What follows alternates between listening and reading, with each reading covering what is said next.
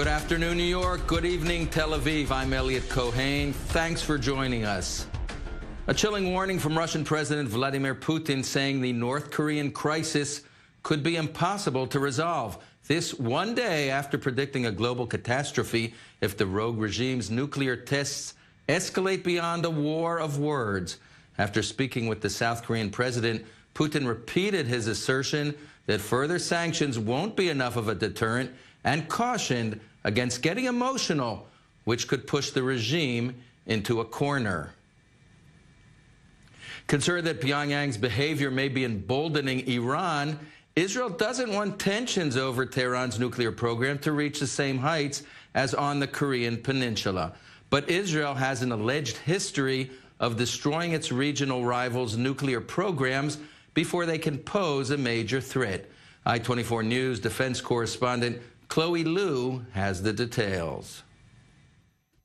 This is an aerial image of the Al-Kibar reactor, a secret facility in northern Syria. And this is the site after an alleged Israeli airstrike destroyed it in 2007. 8 Israeli fighter jets reportedly dropped 17 tons of explosives on the alleged nuclear reactor. September 6 marks 10 years since the strike, coined Operation Orchard. The air raid could have sparked a war, but it was met with silence instead. Israel never confirmed the strike, and Syria downplayed the attack on its soil and denied that the facility was a nuclear site. This is a military site.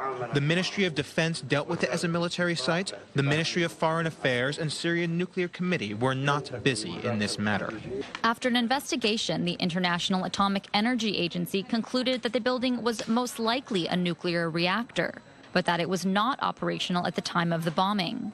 North Korea allegedly helped Syria build the facility. Several North Korean workers were reportedly killed in the strike. The Israeli Prime Minister at the time, Ehud Olmert, was in close contact with then U.S. President George W. Bush. Israel reportedly hoped that Washington would lead the operation, but Israel ultimately took action into its own hands. The alleged strike against Syria's Al-Kibar nuclear reactor is part of an Israeli policy referred to as the Begin Doctrine. Israel wants to prevent any of its enemies in the Middle East from obtaining nuclear weapons. According to non-Israeli sources, Israel has possessed nuclear weapons since the 1960s. Israel reportedly believes that keeping its nuclear edge over its rivals in the region is key to its national survival. While Syria no longer poses a nuclear threat to Israel, Iran's nuclear program remains a top concern, and some worry that North Korea will help Iran leapfrog its nuclear program the way it helped Syria. Israel likely wants the U.S. to respond strongly to Pyongyang and is putting pressure on Washington to crack down on Tehran. But as history has shown, Israel will likely do whatever it deems necessary, with or without the U.S. And an Israeli preemptive strike against Iran has already been on the table for years. Chloe Liu, I-24 News. Joining us now from Washington, D.C., Middle East and geopolitical analyst Matthew Brodsky. Thank you for joining us. Good to be with you. It's clear that Iran is watching the world respond to the Korean situation with great interest. What bearing does the situation in Korea have on the Iranian nuclear situation? Well, first, North Korea is a charter member of what I'd call the Axis of Proliferation, and they've been working alongside Iran in Syria for decades. So you can assume that anything that North Korea has developed, whether it's in missile technology or in nuclear technology, they're going to share the next day with Iran in Syria.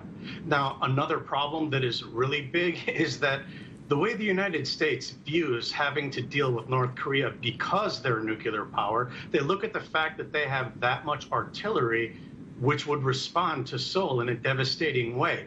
That is the type of situation Iran has already tried to set up and successfully in Lebanon, but that it would like to do it in Syria as well. And that's something Israel and the United States are obviously aware of, but need to counteract.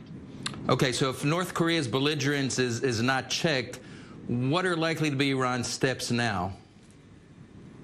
Well, the best thing that Iran could do is to hope that the United States stays in the nuclear deal. so it can bide its time.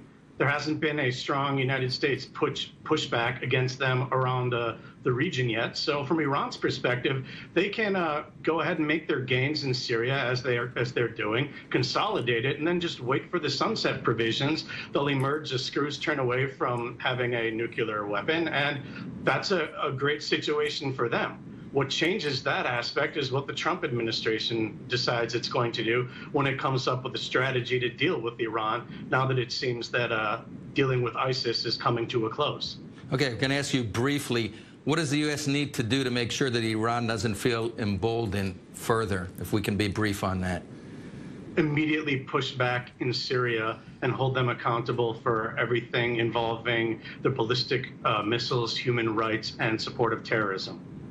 Okay. Thank you very much for joining us, and we hope that the situation resolves itself. Meanwhile, the U.S. Middle East Peace Initiative will once again be discussed between its